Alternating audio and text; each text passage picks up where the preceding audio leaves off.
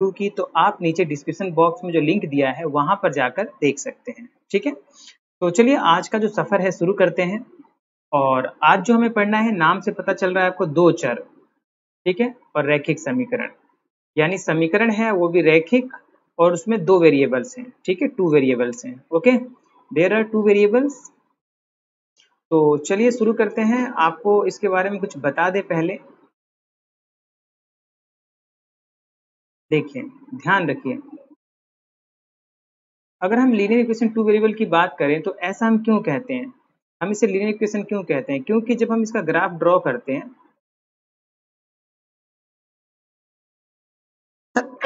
Sorry, जब हम इसका ग्राफ ड्रॉ करेंगे, ठीक है, जैसे मान लीजिए ये ग्राफ है, कोऑर्डिनेट्स, अब जब इसके कोई भी लाइन ड्रॉ करते हैं, मान लीजिए हमने कोई भी एक लाइन ले ली, जब हम इस इक्वेशन को सॉल्व करते हैं ना, तो उसकी एक स्ट्रेट लाइन आती है। कैसी लाइन आती है? स्ट्रेट लाइन, सीधी लाइन आएगी, चाहे इधर से आए, चाहे वो लाइन किसी भी तरीके से आए, इधर कहीं से भी आ सकती है, ठीक है, किसी भी एक्सिस से आ सकती है, ऐसे भी आ सकती है।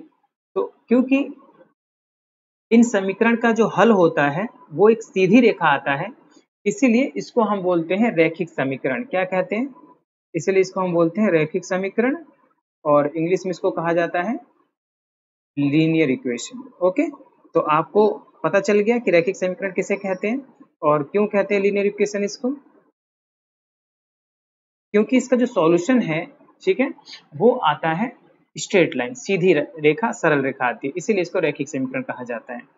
अब बात की गई दो चरों वाले रैखिक समीकरण, तो यहाँ पर एक्स वाई दो चर हो सकते हैं, पी एस दो चर हो सकते हैं, आर क्यू दो चर हो सकते हैं, कुछ भी हो सकता है, ए बी हो सकते हैं, मतलब सी डी हो सकते हैं, कुछ भी हम ले सकते हैं दो चर। तो दो चर वाले रैखिक समीकरण की बात हो रही है, यानी कि यहाँ पे दो वेरिएबल होंगे। जैसे एक इक्वेशन में लिखता हूँ 2x प्लस में 3y माइनस 3 इक्वल 0, ये एक रैखिक समीकरण है, दो वेरिएबल, ठीक है, टू वेरिएबल्स में, दो चरों में। अब अगर हम बात करें रैखिक समीकरण की स्टैंडर्ड इक्वेशन की, किसकी? स्टैंडर्ड इक्वेशन, तो ये भी लिखना पड़ता है। आपको बता दूं कि जो सामान्य समीकरण होती है, ठीक है, जिसको हम बोलते हैं standard equation of linear equation, एक मिनट यहाँ पे थोड़ा सा बोलो, तो स्टैंडर्ड इक्वेशन, स्टैंडर्ड फॉर्म, ठीक है, standard form of linear equation. तो लीनियर इक्वेशन की जो स्टैंडर्ड फॉर्म होती है कैसी होती है जी? वो इस रूप की होती है, देखिए, ax plus B Y plus C equal 0। इस फॉर्म की कोई भी जो समीकरण है, दो चर वाली रैखिक समीकरण, इस रूप की होगी। ठीक है, इतना क्लियर है? अब यहाँ पर क्योंकि दो चर दिए हैं, देखिए टू वेरिएबल्स हैं, तो हमारे हमारे सॉल्यूशन जो है वो तभी निकल सकते हैं जब यहाँ पे टू इक्वेशन भी दी हो। कितनी इक्वेशन दी हो? दो इक्वेशन दी हो। देखिए ध्यान से सुनिए, दो चर वाले रैखिक समीकरण में हमारे हल तभी निकलेंगे जब हमें कोई दो समीकरण दी हो, ठीक है ना। और जब हमें कोई दो समीकरण दी होगी, गिवन होगी, तो हम उसको कैसे लिखेंगे? तो इस रूप में लिखेंगे। देखिए ध्यान से देखिए, आपको सब समझ में आ जाएगा, थोड़ा समय बिताइए। b1 प्लस में c1 इक्वल 0, तो पहली इक्वेशन इस तरह की होगी। दूसरी इक्वेशन को हम लेंगे a2x plus b2y plus c2 equal 0, ठीक है। तो ये हमारी दूसरी इक्वेशन हो जाएगी, सेकंड इक्वेशन हो जाएगी, ठीक है। अब क्या होता है कि हमारे पास ये जो समीकरण होती है, जैसे हमने कोई एक एग्जाम्पल के तौर पे समीकरण, चलिए लिख लेते हैं।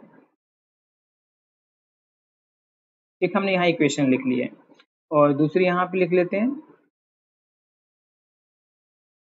ऐसे, ठीक है। अब अगर हम आपसे ये पूछें कि भाई ए की वैल्यू बताओ, बी की वैल्यू बताओ, सी की वैल्यू, ठीक है, दोनों में मतलब a1 की वैल्यू बताइए, b1 की वैल्यू बताइए, c1 की वैल्यू बताइए, ठीक है। तो अब हम कैसे फाइंड आउट करेंगे वो देखिए। बिल्कुल जीरो से स्टार्ट कर रहा हूँ तो आपको समझ भी आएगा। a2 की वैल्यू बतानी है इस इक्वेशन में, b2 की वैल्यू बतानी है और c2 की वैल्यू बतानी है। ओके, अब क्या करना है, देखिए कंपेयर करते हैं। x यहाँ लिखा है, यहाँ x लिखा है, x वाले को छोड़ दीजिए, x वाले को छोड़ दीजिए। इसके साथ देखिए a1 है, अब यहाँ x के साथ क्या लिखा है? 2, तो a2 की वैल्यू हो, a1 की वैल्यू हो गई 2।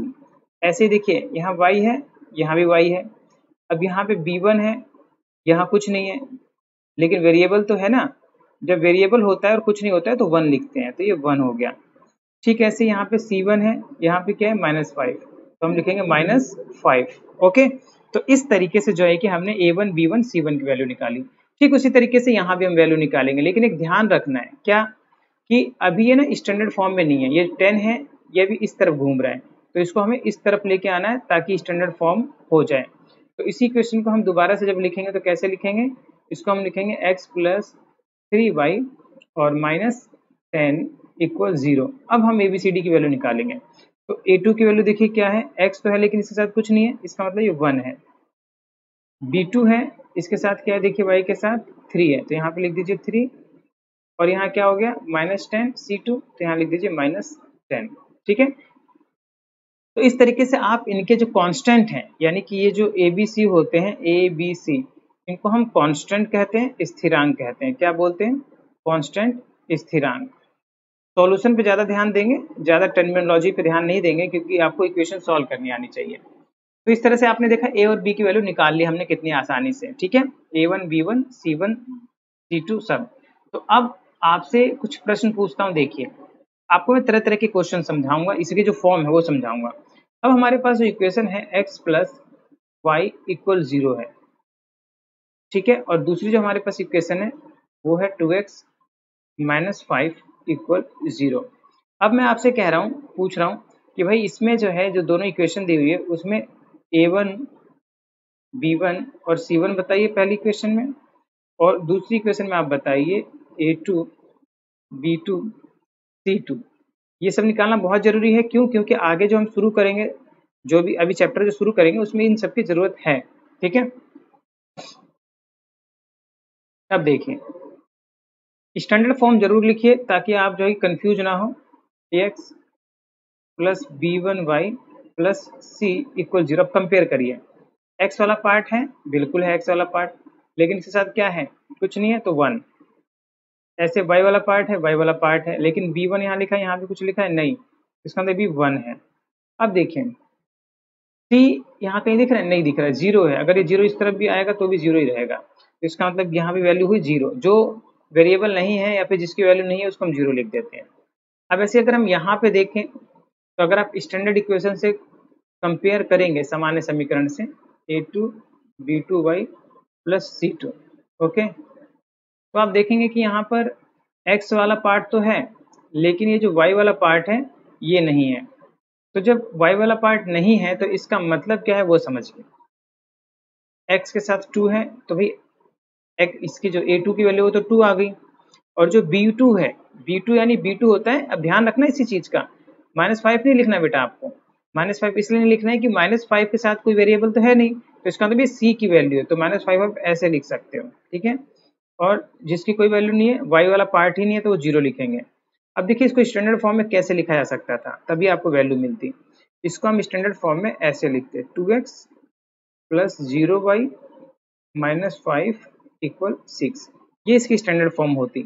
ठीक है, तो इसीलिए जो है कि 0 हो गई y की वैल्यू, x की वैल्यू 2 हो गई, और -5 हो गई आपकी C2 की वैल्यू।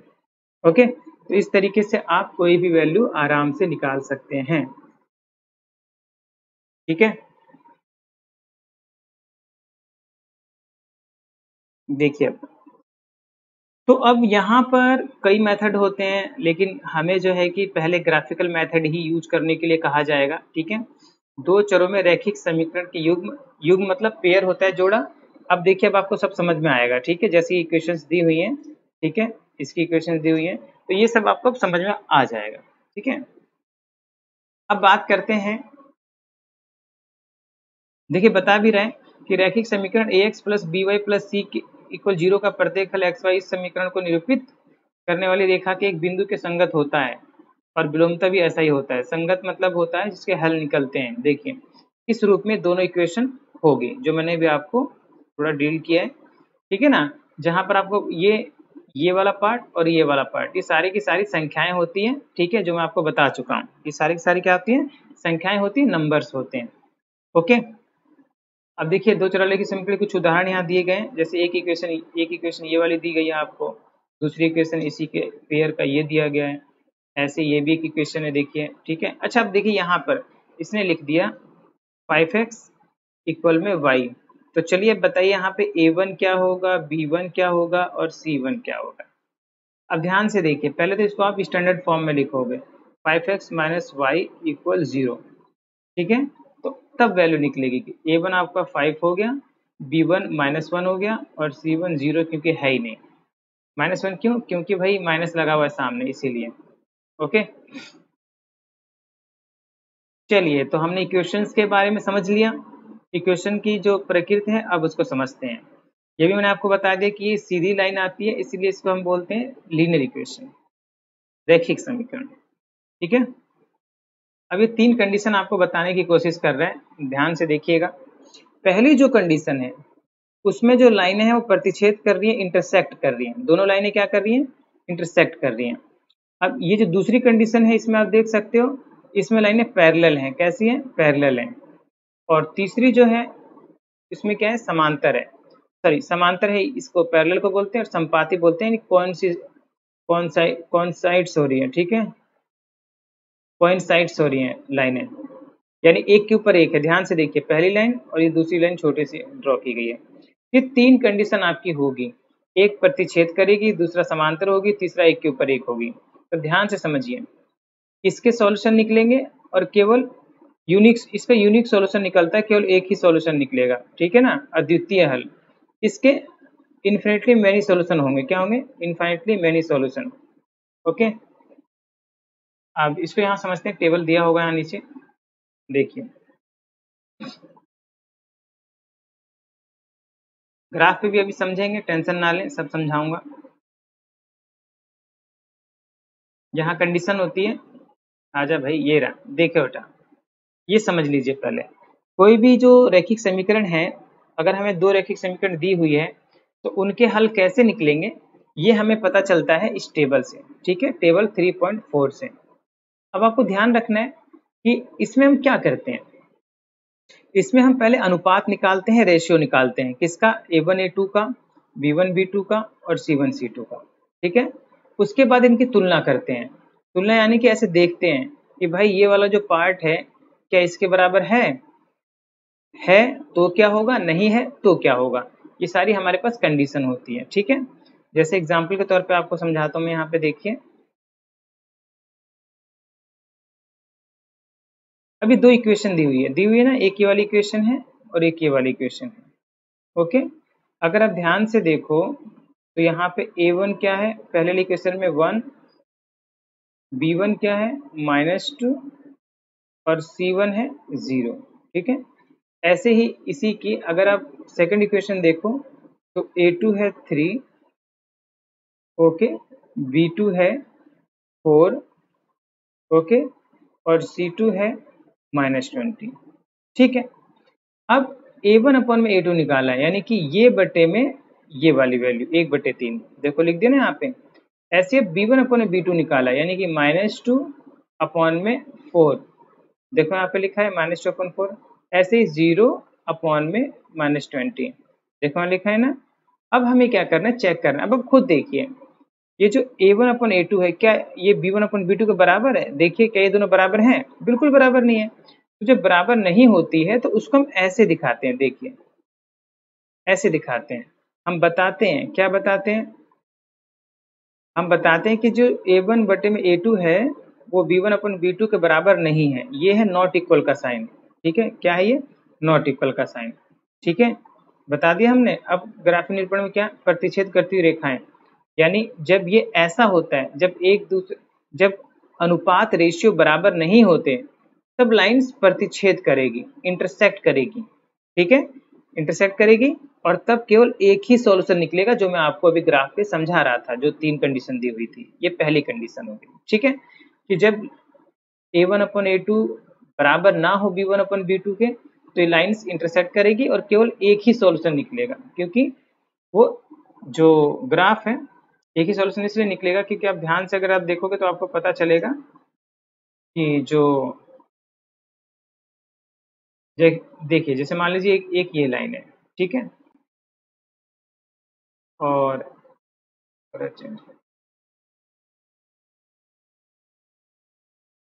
और दूसरी लाइन ये हो गई। ठीक है,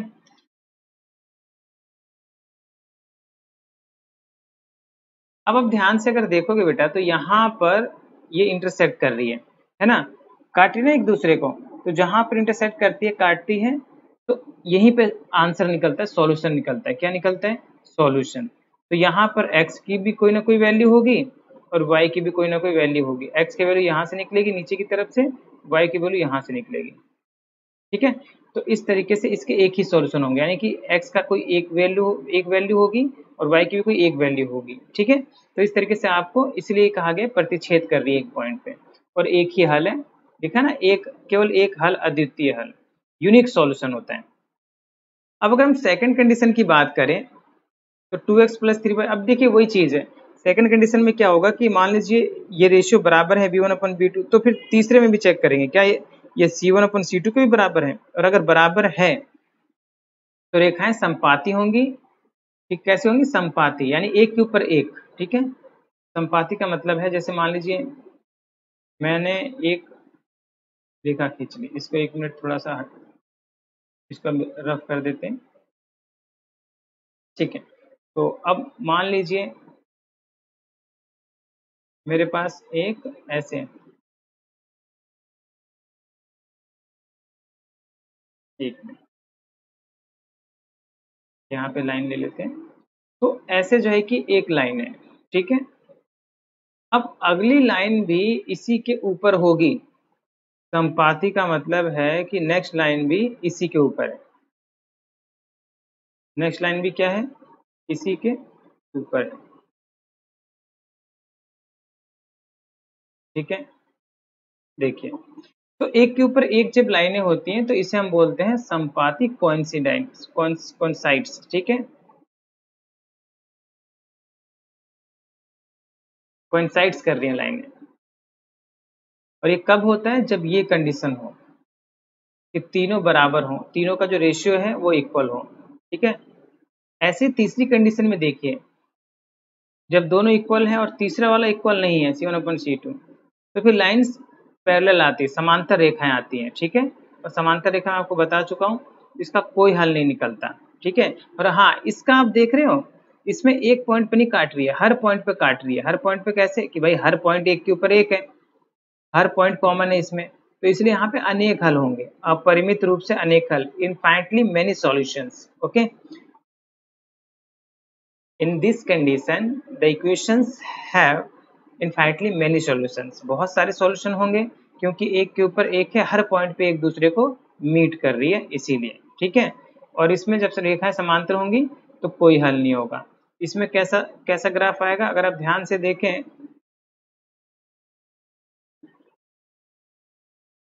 तो इसमें पैरेलल ग्राफ आएगा। कैसा आएगा? Parallel graph. ठीक है, मैं वो खींच के दिखा देता हूँ। जैसे एक लाइन ये हो गई और दूसरी लाइन भी जो है कि ऐसे ही आएगी, कहीं भी आ सकती है, वहां ऊपर की तरफ भी आ सकती है, नीचे की तरफ भी आ सकती है, ऐसे भी पैरेलल हो सकती है या फिर ऐसे भी पैरेलल हो सकती है। देखिए, ये आप ध्यान रखिएगा, आप ये मत सोचिएगा, ऐसे भी पैरेलल हो सकती है। ठीक है ना, तो किसी भी तरीके से बस पैरेलल होगी, ये याद रखिए।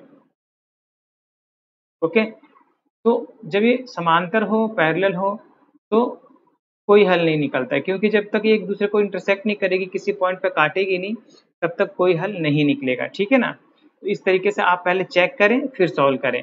तो जो 3.1 एक्सरसाइज है वो मैंने आपको नहीं कराई अभी, क्यों? क्योंकि पहले मुझे कॉन्सेप्ट आपका क्लियर कराना था। ठीक है, तो अब ये जो 3.1 एक्सरसाइज है इसको मैं अभी भी नहीं करा रहा हूँ, इसको मैं कराऊंगा आपको बाद में, लास्ट में, क्योंकि ग्राफ पे समझाना है। तो ग्राफ जब आप रख लें, पहली क्लास है तो आपके पास ग्राफ भी नहीं होगा, जब आप ग्राफ रख लें उसके बाद आप करके देखें, तब आपको बेहतर समझ में आएगा। ठीक है, तो इक्वेशन लेकिन जरूर बनाएंगे, इक्वेशन जरूर बनाएंगे ताकि आप इसे सॉल्व कर सकें। ठीक है, तो देखिए क्या लिखा है। आफताब अपनी पुत्री से कहता है, अब देखिए यहाँ पे दो लोग हैं, एक है आफताब और एक है उनकी पुत्री, और वो कह रहा है कि 7 वर्ष पूर्व मैं तुमसे 7 गुनी आयु का था, अब से 3 वर्ष बाद मैं तुमसे केवल 3 गुनी आयु का रह जाऊंगा। ठीक है, अगर हम इंग्लिश में पढ़ें, ठीक है, 7 years ago I was 7 times that the age of you, यानी कि तुम्हारी उम्र के में 7 गुना था। ठीक है, मेरी आयु 7 गुनी थी 7 वर्ष पहले। अब देखिए यहाँ पर क्या होता है, आपको समझने की जरूरत है। ये जो कंडीशन, यही कंडीशन होती है 7 वर्ष पूर्व और अब से 3 वर्ष बाद, ये कंडीशन है। यही कंडीशन है तो, और यही आपको जो है कि आंसर की तरफ ले जाती है। इस स्थिति को बीजगणितीय और ग्राफीय रूप में व्यक्त कीजिए। चलिए पहले बीजगणितीय रूप में व्यक्त कर देते हैं, फिर ग्राफीय में आप इसे डिजाइन कर लीजिएगा। देखिए अब हमारे पास 2 लोग हैं, ठीक है, अच्छी तरह समझिए, आराम से समझिए। अगर आप समझ गए बेटा तो आपको कोई प्रॉब्लम नहीं होगी पूरे चैप्टर में। एक है आफताब और एक है उनकी पुत्री, ठीक है। अब मान लेते हैं आफताब की जो एज है x है और पुत्री जी की y है। ओके, अब कंडीशन क्या कही जा रही, 2 कंडीशन है, ठीक है। पहली कंडीशन क्या है भाई, पहली कंडीशन है 7 वर्ष पूर्व, इसे हम इंग्लिश में बोलेंगे 7 ईयर्स। कहीं बिफोर लिखा होगा, कहीं एगो लिखा होगा, तो एक ही मतलब है, 7 ईयर्स एगो। तो अब कंडीशन देखिए जरा, 7 वर्ष पूर्व एक दूसरे के रिलेशन बता रहे हैं। 7 वर्ष पूर्व मैं तुमसे 7 गुनी आयु का था। अब इसका मतलब समझ रहे हो आप। आफताब कहता है, आफताब कह रहा है कि भाई ये जो x है मेरी उम्र है, मैं तुम्हारी उम्र से 7 गुना हूँ। यानी अगर हम अकॉर्डिंग टू क्वेश्चन देखें तो इक्वेशन क्या बनेगी, प्रश्नानुसार, इसको लिखते हैं प्रश्नानुसार। इक्वेशन क्या बनेगी कि भाई x इक्वल है y के, है क्या, नहीं है इक्वल। क्यों नहीं है, क्योंकि भाई 7 गुना है, ये जो x है 7 गुना है, इसका मतलब ये 7 गुना कम है y।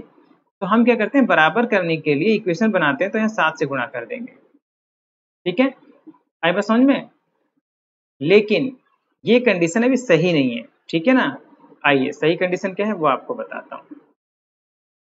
जब कहा गया है 7 वर्ष पूर्व की कंडीशन रखी गई है, ठीक है, मतलब ऐसे ही होगा, लेकिन आपको पहले कंडीशन को वेरीफाई करना होगा। भाई 7 वर्ष पूर्व की बात हो रही, तो 7 वर्ष पूर्व, अब दोनों की उम्र निकालेंगे पहले। 7 वर्ष पूर्व आफताब की उम्र निकालेंगे, आफताब की आयु, वो क्या होगी, x प्लस में 7, ठीक है। फिर वैसे ही 7 वर्ष पूर्व पुत्री की आयु, भाई 7 वर्ष पहले निकालना पड़ेगा ना। अब देखिए यहाँ एक गलती कर रहा हूँ मैं, माइनस होगा, ठीक है, पहले की बात कर रहा है, और अगर बाद की बात करें तो प्लस कर दीजिएगा, माइनस। पुत्री की आयु क्या होगी भाई, ऐसे ही पुत्री की आयु हो जाएगी y माइनस 7, ठीक है। तो अब 7 वर्ष पहले की दोनों की उम्र आ गई, तो इस पे कंडीशन लगेगी। और 7 वर्ष पहले की कंडीशन क्या है कि आफताब की जो उम्र है वो पुत्री की उम्र से 7 गुना ज्यादा है, तो 7 से गुणा कर दीजिए, ठीक है। अब यहाँ पे सॉल्व करके इक्वेशन बना लीजिए, x में माइनस 7, 7y माइनस 49, ओके। और x 7y को इधर ले आइए, माइनस 7y, और माइनस में 49 जो था वो इधर आके प्लस हो गया, और ये माइनस 7 है इक्वल 0। तो इस तरह से x माइनस में 7 और प्लस में 42 इक्वल 0, ये बन गई हमारी पहली इक्वेशन। ओके, तो ये हमारी फर्स्ट इक्वेशन हो गई, कब, 7 वर्ष पूर्व की। अब वही चीज दोबारा यहाँ करनी है, लेकिन 3 वर्ष बाद, आफ्टर 3 ईयर्स। अब कंडीशन क्या है, आफ्टर 3 ईयर्स, यानी 3 वर्ष पश्चात। 3 वर्ष पश्चात बोलिए, बाद में बोलिए, एक ही बात है, 3 वर्ष बाद। अब 3 वर्ष बाद देखिए कंडीशन, लेकिन उससे पहले आप इनकी उम्र निकालिए। भाई 3 वर्ष बाद आफताब, मतलब हर बार आपको ना उम्र नहीं निकालनी पड़ेगी, अभी मैं आपको समझाता हूँ ऐसा क्यों है। आफताब की उम्र क्या होगी, 3 वर्ष बाद आफताब की उम्र होगी x प्लस 3। ऐसे ही पुत्री की उम्र क्या होगी 3 वर्ष पश्चात, तो पुत्री की उम्र हो जाएगी y माइनस y प्लस 3, ठीक है। अब देखिए एक सिंपल सी चीज समझिए, अगर मैं आपसे ये कहूँ कि आज मेरी उम्र 25 वर्ष है, और मैं आपसे बोलूँ कि 7 साल पहले मेरी उम्र क्या होगी, तो आप कैसे बताएंगे। जाहिर सी बात है कि आप माइनस कर देंगे 7 वर्ष और बता देंगे कि भाई 7 साल पहले आपकी उम्र 18 वर्ष थी, ठीक है। ठीक उसी प्रकार से अगर